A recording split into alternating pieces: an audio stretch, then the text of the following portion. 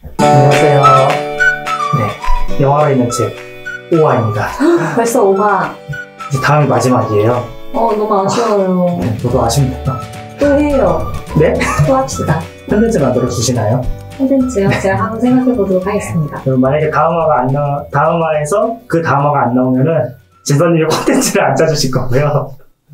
짜주시면 제가 어떻게든 예산 편성을 해가지고 네, 하반기에도 뵙도록 하겠습니다. 그럼 하반기에 제가 한번 콘텐츠를 짜보도록 하겠습니다. 저희 마지막 화는 아직 아니고요. 아직 5화예요. 저도 지금 순간 헷갈려가지고. 지금 오늘 화는 네, 이제 주제가 사랑인데요. 어떻게 보면 이 주제가 왜 이제 나왔나 싶을 정도로 네, 저희가 무미건조하게 진행을 했구나. 정말 사랑이 정말 어떻게 보면 가장 만만한 건데 한 번은 안 건드리다가 제일 중요한 걸 수도 있죠. 그렇죠. 인생에서 사랑이라는 게. 그런데 1화부터 4화까지 안 건드리다가 이제 5화가 되니까 가져왔습니다. 이게 좀 고민을 많이 했어요. 책이랑 영화. 원래 뭐 다른 것들도 되게 고민 많이 해서 보는 거긴 한데 특히 진짜 사랑은 원래 후보군이 많았습니다. 아 정말요? 원래 이제 해리가 셀리를 만났을 때 그거 너무 좋죠 영화. 제 최애. 진짜. 이제 그거 갖고 와서 좀 남녀가 친구가 될 수 있을까 뭐 이런 좀 주제로도 할까 했었고 루비 스파크스 혹시 보셨나요? 엄청 좋아요. 이거 재밌어요. 네. 이거 재밌으세요, 여러분? 엄청 좋아요. 루비 스파크스 재밌어요. 감사합니다. 리액션 최고. 이 영화 진짜 재밌어요. 이제 타자를 따다닥 치면은 이제 이상형이 그래서 이상형이란 무엇인가 그런 얘기도 한번 해보고 싶었고 나 이상형 얘기할 거 많은데. 하반기는 이제 사랑으로만 해서 컨텐츠로. 제가 해리가 셀리를 만났을 때랑 루비 스파크스를 못 가져온 게 얘네랑 짝을 지을 책이 또 떠오르지가 않아가지고 그래서 제가 못 가져오고 뭔가 그래도 책이랑 연관을 시키려고 하니까 생각난 게 제 위에 있는 프랑스 좋아하세요와 조제 호랑이 그리고 물고기들입니다. 먼저 이제 제가 소개시켜드릴 영화는 조제 호랑이 그리고 물고기들인데요. 이제 올해 초에 조제가 개봉을 했어요. 네. 이제 누가 나왔죠? 한지민 씨랑 남주혁 씨가 나와가지고. 내용이 똑같나요? 저도 영화를 안 봐가지고. 네, 똑같을 거예요. 지금 좀 예고편 보니까 그 리메이크를 했구나. 그 조제 호랑이 물고기들 리메이크작이에요. 보고 싶다. 너무 또 마음 아플 것 같네. 감상해서 아직 빠져나오지 못하셨군요. 그런 영화입니다. 너무 좋아요. 표정 보셨죠? 슬픈 영화예요. 이게 국내에서 된 건데, 저는 오늘 이제 그 영화는 아니고, 제 원작인 조제 호랑이 그리고 물고기들입니다. 이제 다나베 세이코라는 작가의 동명의 단편소설의 원작인데, 그 원작이랑 전혀 달라요. 굳이 그 원작 읽지 않으셔도 됩니다. 그럼 오히려 전혀 상관없으니까, 물론 상관 조금은 있겠죠. 근데 오히려 읽기 전에 뭔가 책 한 권을 읽고 영화를 보고 싶다 하면은 프랑스에서 4강에 한다루 1년후라는 책을 추천드려요. 이게 그 영화 속에서 조제가 또 좋아하는 책이기도 하고 말하고자 하는 바가 또 비슷하기도 하고 심지어 오늘 연결된 책이 또 4강의 프랑스를 좋아하세요라서 읽고 들어가면은 좀 재밌을 것 같습니다. 영화 내용을 제가 간단하게 이야기를 하면은 주인공 츠네오. 전 잘생겼는지 몰랐는데 잘생겼다고 하시네요. 엄청 멋있었는데요. 그런가요? 네. 남자의 눈으로 봤을 때는 잘생긴 남자 크게 눈에 보이지 않죠. 저는 오히려 이 주인공 츠네오가 나오고 츠네오가 대학생으로 나오는데 대학생이 여신이라고 나오죠. 까나에. 네. 저 이제 까나에만 봤죠. 근데 많이 안 나와서 아쉬웠겠네요. 아쉽더라고요. 근데 여자 주인공도 엄청 미인이었는데. 이렇게 먼저 츠네오가 나오고 까나이가 나옵니다. 우리 처음에 청춘물 같아요. 잘생기고 예쁜 여자들 나오네. 대학생이 아니네 하다가 갑자기 내용이 바뀌죠. 이 남자 주인공이 아르바이트를 하는데 도박장 같은 곳에서 하는데 이 소문이 들어요. 이상한 할머니가 유모차를 끌고 다닌다. 거기에 돈이 있을 거다. 말할 게 있을 거다. 그런 무슨 암거래 조직의 이런 끄다풀이다. 그런 말을 하는데 츠네오가 만나죠. 어떻게 우연히 만나게 됩니다. 근데 만났는데 그 유모차 열어보니까 젊은 여자가 있어요. 너무나도 이제 웃기죠. 갑자기 왜 할머니가 유모차를 끌고 다니는 것도 이상한데 그 유모차 안에 아기가 아니라 이 젊은 여자가 있다는 게 그런 기묘한 상황에 맞닥뜨린 츠네오는 그 인연이 돼가지고 이제 그 할머니네 집에 가게 됩니다. 가면 이제 사정을 듣게 돼요. 그 다리가 불편한 조제라는 이제 젊은 아가씨가 살고 있고 그 아가씨를 할머니가 이제 혼자 둘이서 이제 지내고 있습니다. 이제 그렇다가 다리가 불편하니까 유모차에 타는 거고 어디 밖을 못 가니까 단둘이 사는데 츠네오가 이 집에 계속 왕래를 하게 돼요. 조제가 요리를 잘하거든요. 네, 그냥 밥으로 길들이는 게 빠릅니다. 맛있는 네. 밥으로. 네. 그래서 항상 엄마들이 말하잖아요. 맛있는 곳으로 사람 시켰다 가지 말라고. 이게 그래서예요. 갑자기. 생각보다 안 터져가지고 앞으로 하지 말아야지 내 생각이 들고요. 이게 해서 조제가 츠네오가 다니면서 조제 하나하나 알게 됩니다. 처음에는 조제가 되게 이상해요. 츠네오가 보기에. 괴짜 같고. 네, 괴짜죠. 막 갑자기 중국제 뭐 총이 갖고 싶다 이러고 막 처음 보는 사람한테 칼을 휘두르고 말투도 이상한데 이해가 됩니다. 계속 집을 다니니까 이제 여자 둘이 지내니까 호신에 대한 그런 걱정이 많아지니까 이런 칼이랑 총 같은 거를 갖고 싶어 하는구나. 할머니랑 둘이 지내니까 목소리도 할머니처럼 변하는구나. 그리고 되게 요리를 또 좋아할 수밖에 없는 게 집에도 요리만 합니다. 그리고 할머니가 헌책을 엄청 갖고 와요. 그 책을 막 보게 되니까 지식이 되게 많아집니다. 정말 이제 같은 자기 또래들한테 느끼지 못하던 거를 조지한테 느끼게 되면서 츠네오가 조지한테 이제 영린의 감정, 사랑의 감정을 느끼게 됩니다. 이게 연애물이기 때문에 자 이렇게 막 뭐 어떻게 되는지는 설명하지 않을 거예요. 근데 연애물이니까 당연히 남녀가 사랑을 하겠죠. 둘이 연인이 됩니다. 연인이 되었다가 이스토한테 왜 이렇게 표정이 심각하죠? 갑자기 조제가 너무 마음이 지금 아픈데? 이야기를 하는데 옆에서 조제가 계속 너무 불쌍한데 그 할머니가 경고했잖아요. 우리 조제 괴롭히지 말라고, 상처 주지 말라고. 현실이 됐잖아요. 말은 안 되는 거야. 네, 현실이 됩니다. 마음이 아파. 아니, 말을 하는데 옆에도 지금 너무 혼자서 심각하게 나 있으니까. 지금 벗어졌어, 조제야. 네, 저기 다시 돌아와서. 저 무시하세요. 제 표정 무시하세요. 네, 이게. 둘이 이제 몇 가지 사건이 겪고 연인이 되었다가, 이제, 네, 헤어지는 순간이 옵니다. 이 영화는 사실 또 앞에 부분도 중요하지만, 사실 끝나기 한 30분 이후에 남녀의 심리라던가 그리는 게 아주 뛰어납니다. 물론 이게 제가 이야기하면서 느끼는 건데, 남자들은 잘 못 보는 것 같아요. 저도 나는 영화를 되게 분석하면서 봤다고 생각을 했는데, 분석만 했나 봐요. 네, 그 인물에 좀 공감을 해야 되는데, 이제 영화가 제목이 이제 조제 호랑이 그리고 물고기들이에요. 이제 제목에 대한 이야기만 하고 이제 간단하게 좀 결론만 이야기할 건데, 조제 같은 경우에는 제가 아까 책을 추천드린 게 사강의 책에 나오는 이제 등장인물이에요.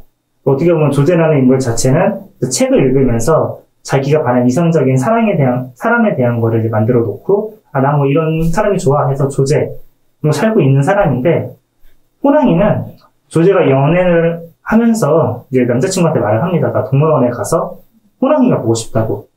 보고 싶은 이유가 뭐 호랑이가 멋있고 정말 무서운 동물인 거예요. 조제한테는. 한 번도 밖을 나간 적이 없는데 책으로만 보면서 호랑이는 도대체 어떤 동물일까? 너무 무섭다. 그런데 내가 누군가를 이제 사랑을 한다면은 호랑이를 보고 싶다. 네. 갑자기 궁금해지는데, 그러니까 저는 이걸 보면서, 근데 막 좀 아련했거든요, 이런 말이.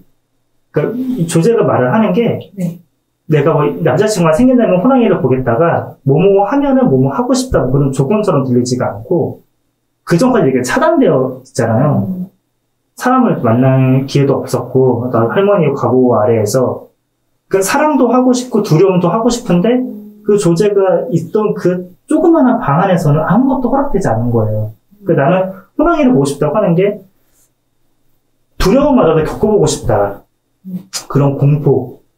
그리고 공포와 더불어서 내가 이런 공포와 그런 두려움, 그리고 부정적인 감정들을 느끼더라도 괜찮을 수 있게 옆에서 지지해 줄 수 있는 사랑. 정말 그런 사랑을 한번, 연애를 한번 해보고 싶다. 뭐 그렇게 이제 들려가지고 맞아요. 그 동물원 장면이 너무 슬픈 거죠. 인상깊어요. 네, 조제의 말 대사들과. 네, 그 호랑이를 보면서 굉장히 무서워하는 조제의 표정이 나오는데요. 그때 이제 남자친구의 손을 꽉 잡으면서 그 공포를 마주하는 모습이 나오거든요. 근데 저는 그게 어떻게 느껴졌냐면 조제에게는 장애가 있기 때문에 사랑하는 사람과 연애를 하는 것부터가 큰 공포였을 것 같아요. 어쨌든 그쵸. 네, 시련, 버림 이런 걸 상처를 받을 수 있는 그런 상황에 내던져지는 거기 때문에 하지만 나는 너를 사랑하기 때문에 이런 호랑이 같은 상황도 정면으로 마주하겠다. 그런 용기가 생길 만큼 너를 사랑한다. 라는 의미로 저는 받아들여지더라고요. 비슷하게 보신 것 같아요. 네. 네. 이 영화의 제목은 조제, 호랑이, 그리고 물고기들인데요. 이제 조제랑 호랑이를 봤으니까 물고기를 봐야 됩니다. 근데 여러분, 이 물고기가 거의 결말이에요. 거의 결말이고, 물고기를 말하는 조제가 슬픔의 정점이에요. 그런가요? 슬퍼요. 물고기 나올 때 네. 너무 슬퍼요. 그래서 제가 물고기는 제가 말씀드리지 않을게요. 이제 영화가 어떤 사실 결말은 예상 다 가능합니다. 여러분이 영화를 보시면은 대충 이렇게 끝났겠구나. 그럼에도 불구하고 제가 이걸 단언할 수 있는 게 마지막에 그 두 인물의 행동과 보시면은 그걸 보려고 보는 거예요. 저희 둘이 의견이 되게 많이 갈렸었는데 이거에 대해서는 또 공통적인 게 저는 두 인물 다 그걸 어떻게든 덤덤하게 막 끌어내려고 하는 게 그게 더 슬퍼요, 차라리. 그러니까 이 인물의 행동들을 보면서 나는 어쨌을까? 나는 저럴 수 있을까? 나는 저럴 수 있었나? 이런 생각들을 하게 되면은 우리가 다 사랑해본 경험이 있고 또 이별해본 경험들이 있으실 거잖아요. 다시 한번 생각하게 만들어주는 영화입니다. 그래서 저는 이 영화를 정말 어떻게 보면 시작하는 연인들한테는 추천하고 싶지 않고요. 여러분들은 실현한 연인. 그렇죠. 지금 눈물이 주르륵 흐르는 그렇죠. 분들. 눈물이 주르륵 흐르시는 분들. 벚꽃 떨어지면 좋아하시는 분들인데 봄이 좋냐. 그렇죠. 10cm는 영곡을 만들었어요. 맞아요. 그런 분들한테 추천드리는 영화입니다. 보고 나면은 조금 자신이 단단해지는 기분이에요. 물론 슬퍼요. 슬프고 많이 눈물도 흐르는데 흐리고 난 뒤에는 그래 나도 이물 보면 누군가에도 공감을 할 거예요. 나도 이 사람처럼 혹은 저 사람처럼 혹은 저 사람처럼 그렇게는 하지 말아야지. 등등의 온갖 생각을 하게 만드는 근데 약간 이제 어쨌든 내 개인적 경험에 비춰서 이 영화를 보게 되기 때문에 좀 언제 보냐 또 어떤 시기에 보냐에 따라서 또 누가 보느냐에 따라서 굉장히 또 다르게 느껴질 수도 있을 것 같아요. 네. 이야기를 해보니까 남자랑 여자랑 보는 게 정말 성별의 차이에 따라서도 그것도 많이 달랐다는 것도 느꼈고 저희가 방송 들어가기 전에 할 얘기가 많네요. 말씀하신 대로 그 연애 시기도 되게 중요한 것 같습니다. 시작하는 연인들한테 추천하시나요? 근데 서로에 대한 생각을 알아보려면 되게 좋을 것 같아요. 이 영화를 보고 어떻게 봤느냐, 조제에 대해서 어떻게 생각하느냐, 그리고 츠네오에 대해서 어떻게 생각하느냐 이런 걸 대화해보면 좀 더 이 사람이 사랑에 대해서 어떻게 생각하는지. 싸우지 않을까요? 싸우면 이제 헤어져야죠. 아, 그렇군요. 안 맞구나. 명쾌한 답을 내려주셨습니다. 너무 쉽네요. 그렇다면 이제 조제, 호랑이, 그리고 물고기들과 네. 더불어서 추천하는 책이 있습니다. 책 소개시켜 주시죠. 끝인가요? 네, 그렇습니다. 나중에 질문거리에서 마지막에 하시는 거예요, 질문? 질문거리에서 많이 나올 것 같아가지고 뒤로 미루겠습니다. 질문 맨 마지막으로? 네. 알겠습니다. 저는 이 영화에서도 등장한 작가인데요. 프랑스와주 사강의 짠! 브람스를 좋아해요 라는 소설입니다.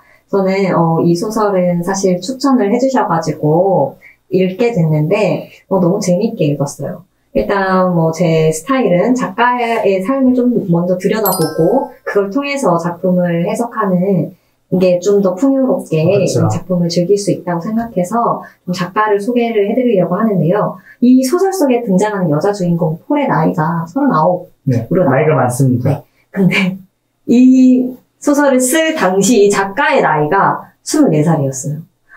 제가 굉장히 놀랐거든요. 19살 아닌가요? 아니요, 19살은 맨 첫 작품. 근데 이 작품은 24살. 네.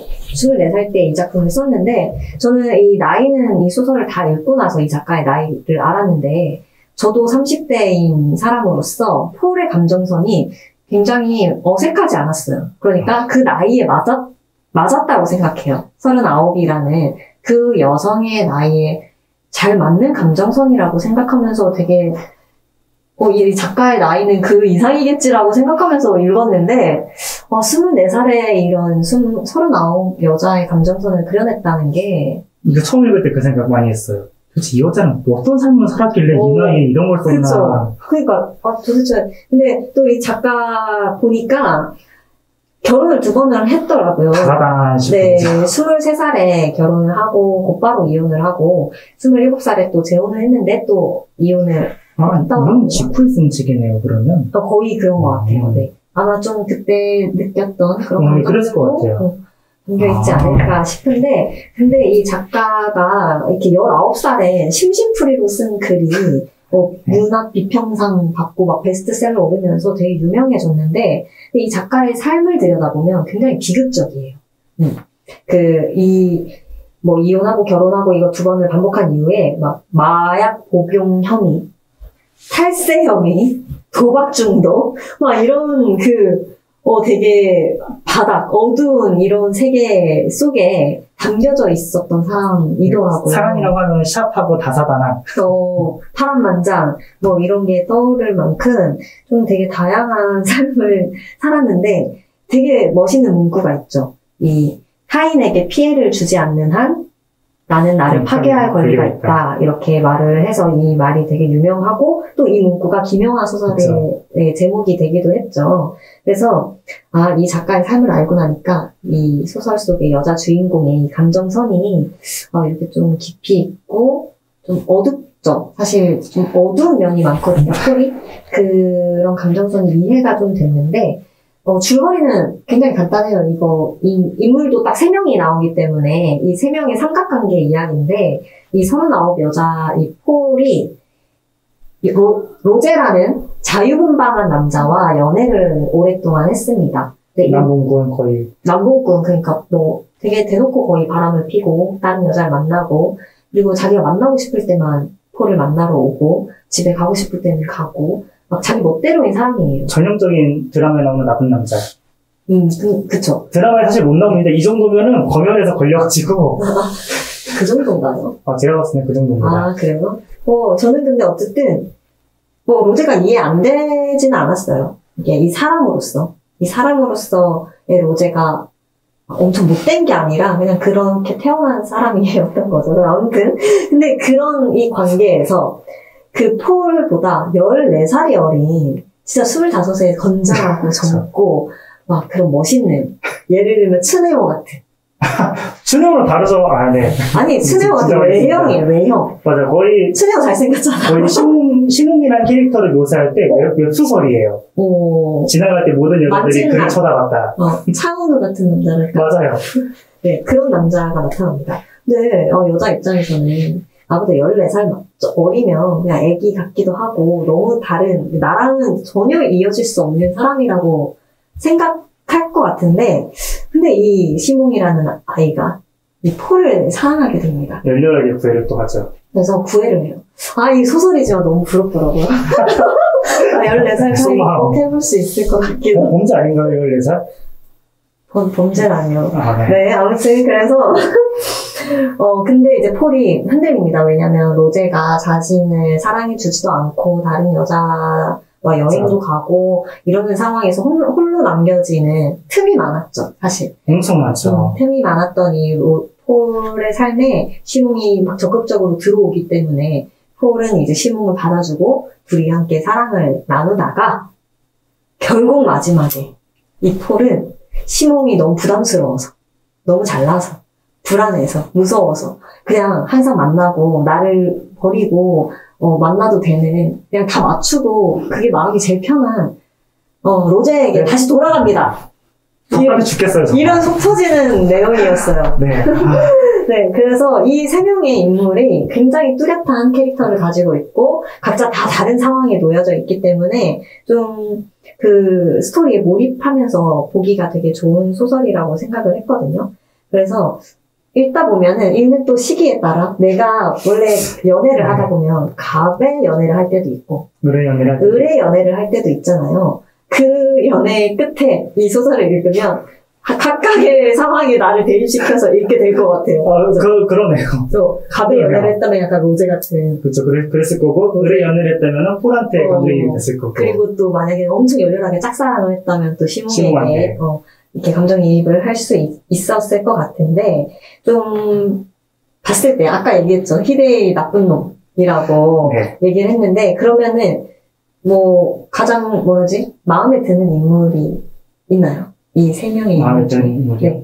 그러니까 좀 그냥 제일 끌렸던, 읽으면서 제일 마음이 갔던. 그건 당연히 시몽 아닌가요? 시몽한테 마음이 제일 갔어요. 아니, 이 소설의 등장인물 세 명밖에 없는데 그래도 뭔가 네, 질문이 이제 최악과 최고의 인물이었는데 최악은 아까 말씀하셨죠. 최악은 당연히 네. 저는 제가 봤을 때 노제 밑에 인간은 없습니다.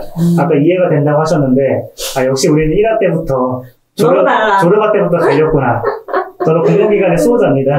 노제면은 제가 그동안에 출 못하게 할 거예요. 근데 로제가 못된 사람은 아니죠. 부도덕적이죠. 애인이 있는데 어떻게 다른 여자를 만나요? 근데 미안해 하잖아요. 미안하면 되는 겁니까? 네, 아니, 뭐 아무튼 저는. 네, 너무 감정이 올라왔을 것 같아요. 저희가 들어가기 전에 사실 한풀이를 하고 왔어요, 둘 다. 둘 다 왠지 감정적으로 심해질 것 같아서 한번 풀었는데 제가 아직 더 풀렸나 봅니다. 네. 그래서 아무튼 좀 저는 폴이라는 인물이 제일 이입이 됐어요. 그러니까 폴이라는 인물의 감정선을 따라서 읽게 되더라고요. 그렇죠. 주인공이 폴이고. 주인공이니까. 근데 제가 제일 생각이 많아졌던 거는 자기를 정말 아낌없이 사랑해주고 나이 차이 막 상관없다 이런 걸 뛰어넘고 좀 노력했던 네. 젊고 잘생긴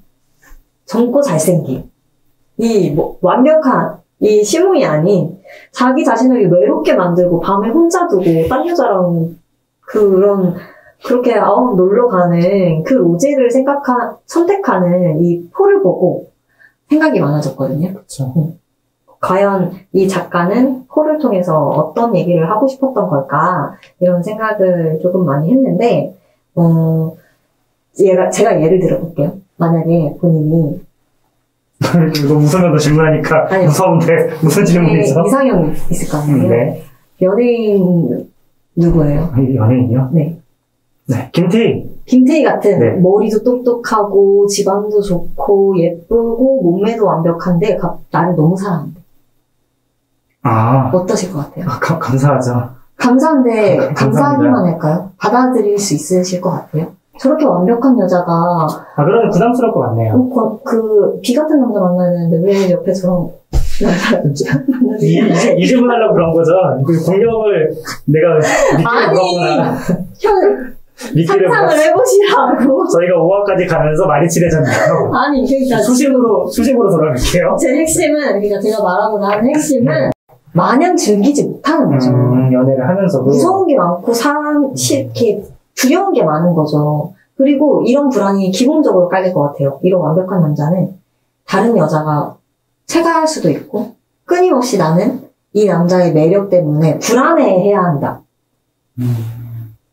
나이 때문에 이 남자애는 나이가 그렇죠. 조금 찼을 때 내가 너무 늙어버리면 좀 더 젊은 여자를 쫓아가지 않을까? 라는 이런 다양한 복합적인 불안함이 이 여자한테는 겪어야 될 짐처럼 확 다가왔을 것 같아요. 이 시몬만 바라볼 수 있는 상황이 아니었던 거겠죠? 39이기도 했고. 그래서 저는 조금 이해는 됐거든요. 이해는 됐거든요. 폴의 선택이. 근데 로제를 다시 선택한 게 이해가 안 되는 거죠. 그러니까 폴이 애착 경선이 제대로 안 된 인물. 네. 그래서 익숙한 사람을 선택하는 거예요. 그냥 내가 맞추고. 맞아요.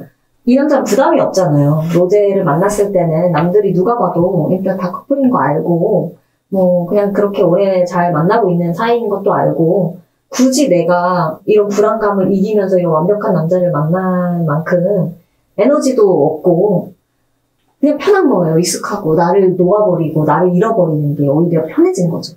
어떻게 보면 왜 우리 이전 세대에서 슬픈 결혼 생활을 계속 유지를 했는가의 표본. 그쵸. 이래서. 익숙한 걸 선택하는 거예요.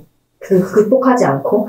그래서 저는 이 브람스를 좋아하세요라는 이 제목이 굉장히 의미가 있다고 생각하는 게, 그 시몽이 물어보잖아요. 브람스를 좋아하세요? 처음 질문이 그거였죠. 네. 근데 여기서 브람스를 좋아하세요라는 말 뒤에 나와 있는 글이 있는데, 이게 굉장히 저는 제일 중요한 부분 폴에게는 시점이라고 생각하는데 그녀는 자아를 잃어버렸다. 자기 자신의 흔적을 잃어버렸고 결코 그것을 다시 찾을 수가 없었다. 브람스를 좋아하세요. 그녀는 열린 창 앞에서 눈부신 햇빛을 받으며 잠시 서 있었다. 그러자 브람스를 좋아하세요? 라는 그 짧은 질문이 그녀에게는 갑자기 거대한 망각덩어리를, 다시 말해 그녀가 잊고 있던 모든 것, 의도적으로 피하고 있던 모든 질문을 환기시키는 것처럼 느껴졌다. 라고 했어요. 그리고 이걸 통해서 마찬가지로 어쩌면 그녀는 로제를 진정으로 사랑하는 것이 아니라 사랑한다고 여기는 것일 뿐일지도 몰랐다. 라고 이야기를 해요. 그러니까 브람스를 좋아하세요라는 이 질문이 나를 잊어버리고 살던 나를 깨닫게 한 거예요. 그리고 사실은 나는 로제를 사랑하는 게 아니라 사랑한다고 생각하면서 살고 있었던 거라는 것도 깨닫는 거죠. 그렇지만 그것도 유지하죠. 하지만 결국은 돌아가는 거예요. 이 상태로. 시몽을 받아들이지 못하고. 네. 그래서 저는 이 질문에서 폴이 로제를 벗어나지 못하는 이유도 충분히 좀 알 수 있다고 생각이 들었거든요. 네. 근데 폴이 왜 로제를 벗어나지 못한다고 생각하세요? 폴이, 네. 폴 인물을 정말, 네. 정말 폴을 정말 이해해야지만 사실 이 소설이 정말 재미있고, 그렇지 않으면 사실 이건 정말, 왜냐면은 이게 주인공이 폴이에요. 사실 뭐 시몬과 로제는 그냥 어떻게 보면은 상황을 위해서 만들어진 거고, 어쨌든 작가는 계속 하고 싶은 이야기가 있으니까 폴을 통해서 풀어나가는데, 말씀하신 그대로죠. 브람스가 그 의식주가 아니잖아요. 먹고 사는 문제도 아니고, 정말 우리한테 뭐 있으나 없으나 뭐 필요하지 않은 그런 뭐 개인적인 뭐 취향. 그쵸? 자기 취향.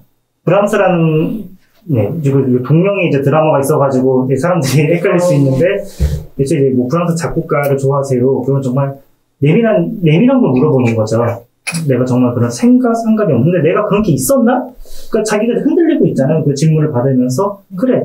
나도 그런 개인적인 취향이 있었는데, 로제를 만나면서 다 잃어버렸는데, 다 깎아버렸는데, 다 맞추기만 했는데. 그러니까 이 사람 돌아갈 수밖에 없는 게 아니라 이미 잡혀 있는 거예요. 그 질문을 받으면서 그나마 돌아갈 수도 있었을 것도 같아요. 브람스를 좋아하고 내가 정말 나의 삶이 있는 내가 좋아하는 거를 찾고 선택하는 그런 삶을 살 수 있었을 건데 이미 저는 로제한테 잡혀있는 거라고 봐요. 그럼 이게 사랑이라고 할 수 이게 있을까요? 어떻게 사랑입니까? 전쟁 같은 사랑 그런 건가요?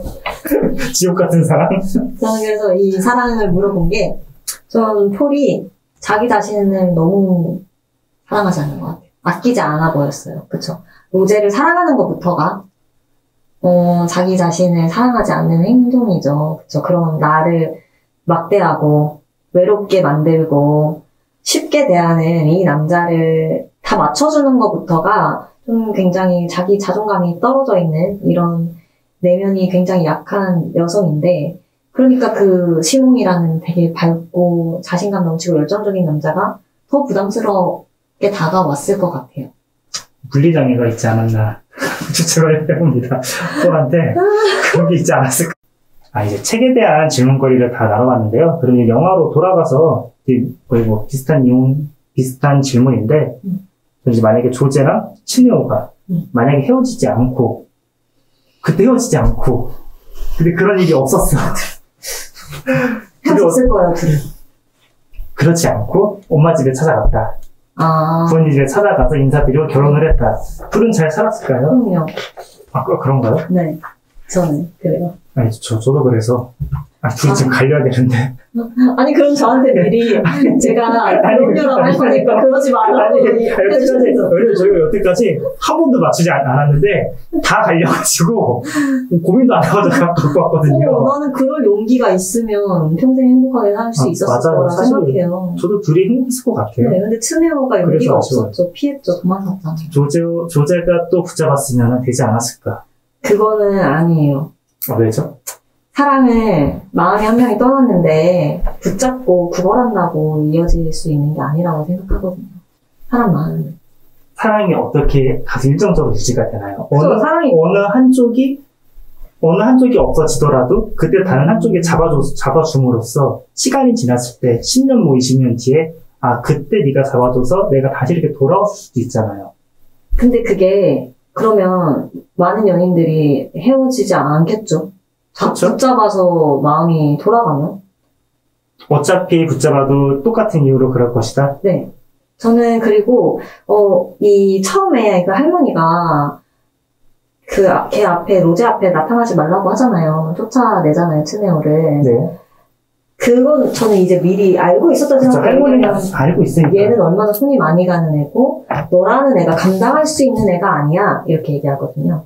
사실은 이제 처음에 사랑하는 마음이 막 올라오고, 그 떨림, 아까 말한 설렘, 이런 게 있을 때는 다 할 수 있을 것 같죠.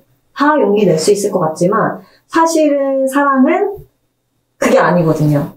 책임감이고, 내가 진짜 이 사람의 그냥 내 사람이라고 생각하고 갈 수 있는 힘이 있느냐인데, 이 떨림으로 내가 설레고 이 그렇죠. 사람에 대한 호기심으로 지금 난 할 수 있을 거라고 착각하는 거랑, 1년 뒤에 이 츠네요의 행동은 그 설렘과 이런 떨림이 사라졌을 때 그 모습에서는 책임감을 좀 떨어진 모습이 보였죠. 근데 항상 이 가정은 만약에 그때 헤어지지 않았으면 그 1년이 지났을 때 책임감이 100에서 50이 될 수가 있어요. 근데 만약에 해서 다시 100으로 되지 않을까요? 저는 사랑이라는 게 설렘이나 떨림은 줄어들 수 있다고 생각하는데, 이 사람에 대한 의무나, 이런 책임이나, 그런 거가 떨어지는 거는 회복이 안 되는 거라고 생각해요. 이거 좀 좋은 말인 것 같아요. 네. 사랑이나 설렘 그런 거 떨어질 수 있다. 그건 감정의 문제니까. 네. 책임감은 확실히 다른. 의지의 문제죠. 맞아요. 그 사람의 능력의 문제. 그건 본래 성향이라고 생각을 해요. 막 노름을 하는 사람이 아빠가 남편이 자식도 있는데 맨날 노름하고 도박하고 술 먹고 했어요. 그건 책임을 다하지 않는 거잖아요. 근데, 그런 느낌으로 츠네오의 행동 자체도 그런 게 사라졌었다. 네, 그러니까 아예 내가 책임을 지고 의지로 갖고 가야 된다는 그런 게 사라진, 그러니까 그냥 본인은 연애가 하고 싶었던 거고 사랑이 하고 싶었던 그 설레는 그 청춘의 드라마를 찍고 싶었던 거지, 이 사람과의 평생을 약속하고 이 사람이 무슨 일이 있어도 나는 이 사람의 삶 두 다리가 되어줘서 영원히 함께 하겠다라는 강한 의지가 아니었죠. 그래서 마지막에 사실 츠네오가 울면서 이렇게 헤어지고 나서 아무렇지 않게 쿨하게 헤어지고 나가서 울잖아요. 그쵸. 그 길 한복판에서. 그리고 나레이션이 이렇게 나와요. 나는 사실 도망친 거라고. 장면을 보면 조제는 마음이 남아있지만 츠네오는 마음이 떠났고, 조제는 떠난 그 츠네오의 마음을 깨닫고 보내준 거예요.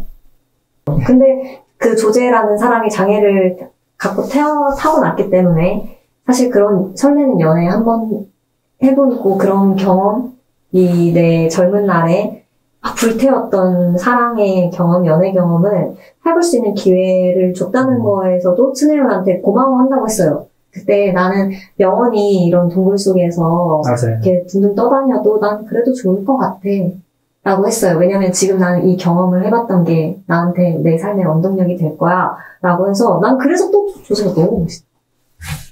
이렇게 말할 수 있는 게 투르게네프의 첫사랑이라는 소설 아시나요? 아니요. 이게 정말 첫사랑 이야기인데, 이것도 미음사 고전에 있을 거예요. 네. 그런 구절이 나와요. 첫사랑이니까 당연히 안 됐겠죠. 너무나도 가슴 아프고, 너무나도 힘든데, 뭐 정확한 구절은 떠오르지 않는데, 그런 이제 그런 슬픔을 경험한 내 삶과 그렇지 않은 내 삶이 있다면은, 난 이 슬픈 삶을 선택할 거라고.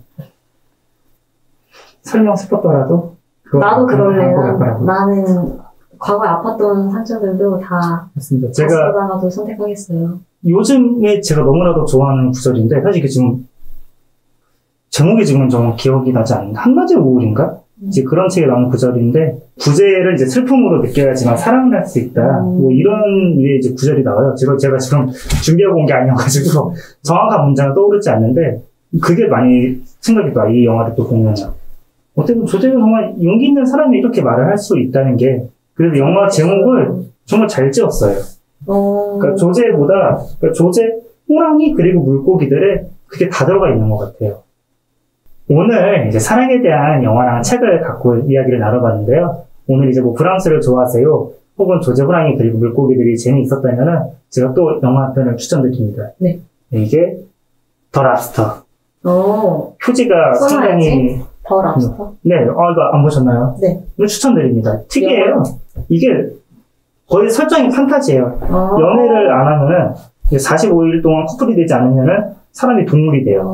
오, 재밌겠다. 정말로 동물이 돼요. 그런 장면도 나와요? 네. 뭐 돼지가 될 수도 있고 랍스터가 될 수도 있는 거예요.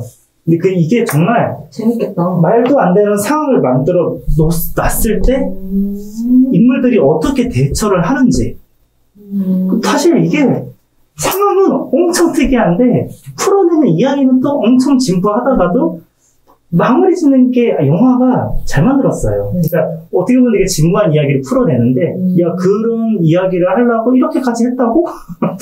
싶을 정도로 잘 만들었습니다. 이것도 제목도 잘 지었고 소재지는 그거 괜찮습니다. 네. 추천드립니다. 저한테 추천해 주셨던 영화들이 다 좋았어가지고 믿음이 가네요.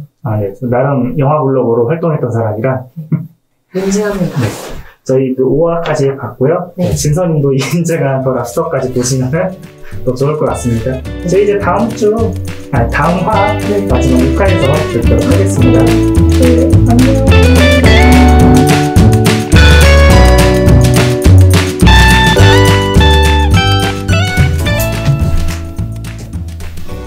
네, 안녕하세요.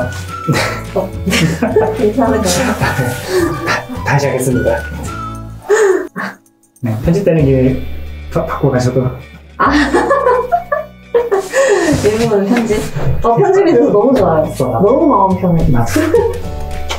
근데 올라가 있는 거 아니죠? 따다리를 넣어야지. 자막 넣을 거야. 그냥 다 잘 맞네. 딱 아다리, 이런 거. 이건 제가 편집 안 하고 그대로 내보내겠습니다. 제가 경상도 사람이에요. 자막도 올려야지. 애는 많이 써요. 아부가 잘 맞네. 아기가 잘 맞다고 하죠. 비슷하다, 너무 다르다. 너무 달랐어요. 저는 완전 반대라고 생각했고. 목소리 높여서 싸우는 줄 알았어. 옆방에서 놀랐을 거야. 제가 주먹 아까 날리지 않았어요. 한 대 맞아가지고 여기 약간 산지 처리하려고요. 네.